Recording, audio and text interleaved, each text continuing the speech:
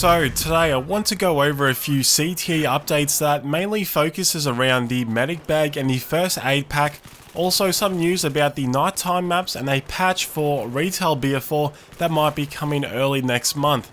As we know, in retail BF4, the medic bag takes a good 8 seconds or so to start healing you after direct damage and after the suppression effect has ended, but it's had another major tweak that's brought that cooldown to about 1.5 seconds. Also, suppression decay has had a lot of tweaks to it in various ranges, but I'm not going to overcomplicate things. I just want to show you guys how the medic bag and the first aid pack works. If we take a look at the medic bag, or the big bag in other words, I'll take some damage like in a typical gunfight. As you can see, it's a good 1.5 seconds or so before I start to heal again, which is about a million times better than how the system works at the moment in retail BF4. And let's take some damage again and suppression. Once I place a big bag onto the ground, just look at how quickly I'll be able to heal again once the suppression decay has finished. Like I said, it's about 1.5 seconds, could be close to 2, but regardless, it's still pretty damn quick. Now let's look at other weapons and see how the suppression decays from various guns. This test, I'll take some damage from the AK-5C carbine and then I will be suppressed. And as we can see, it's pretty much 1.5 seconds, just like how the LMG was. Though please note, I imagine the squad upgrade perk that gives you about 50% more suppression on the support class might affect this time, but I can't imagine it increasing the cooldown by that much. So the first aid pack has seen some fairly significant changes to the point you might actually consider using it.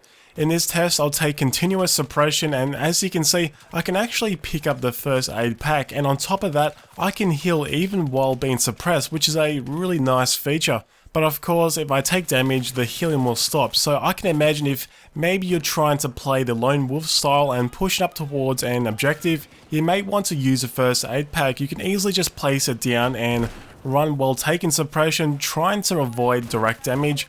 Honestly though, I have a feeling the first aid pack is going to be used a lot, but we'll see how it works out once these tweaks go into retail BF4. So onto some news. Nighttime maps is something we have wanted for quite a long time. We got a nighttime map in Final Stand, but it's not a true nighttime map like I think a lot of us were expecting. And if we take a look at this tweet here from David, he talks about Siege of Shanghai nighttime prototype and states in a week or so we hope to be able to test it on CTE, which is pretty damn awesome and I'm really looking forward to it. And we also have this image here of a DICE member working on Siege of Shanghai nighttime map, and if I just kind of zoom in a bit, we can see it's on top of the sea flag in Siege of Shanghai looking over the city in the background. So far it looks pretty good, but like I said, I hope it's dark enough to create that very intense gameplay experience.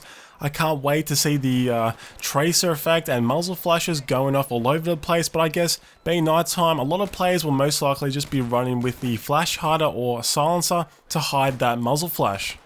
So a patch is apparently being finalised in the coming weeks for retail BF4. Of course, it will still need to go through the whole certification process for the consoles, so whatever this patch will contain, it might not be here for another good month or so, but I can imagine it will contain some pretty important updates from CTE, which includes a spawn suppression mechanic, where if you're trying to spawn on a squad mate who is in combat, you'll see a red outline box that prevents you from spawning. This will stop those moments where for 1 second you might be in a 1v1 gunfight, then the very next second, out of nowhere, 1 or 2 enemies might spawn directly on him, and it'll either mean you'll die straight away or you'll have a nice killing spree.